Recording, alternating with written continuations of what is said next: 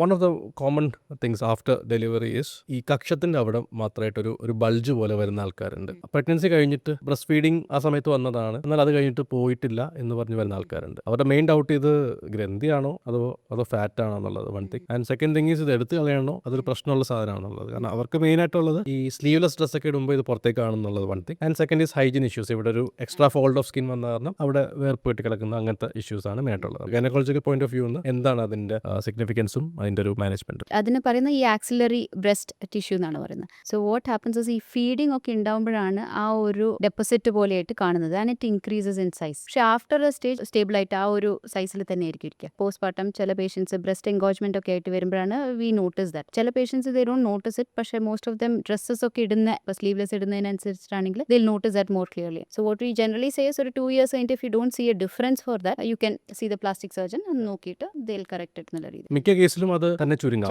Breast ചുരുങ്ങുന്നതിനോടത്തിൽ ഇതും ചുരുക്കാം. Breast feeding നിർത്തി കഴിയുമ്പോൾ പെർസിസ്റ്റന്റ് ആയിട്ട് മാറാണ്ടിരിക്കുകയാണെങ്കിൽ മാത്രമാണ് നമുക്കത് റിമൂവ് ചെയ്യേണ്ട ഒരു ആവശ്യം വരുന്നത്.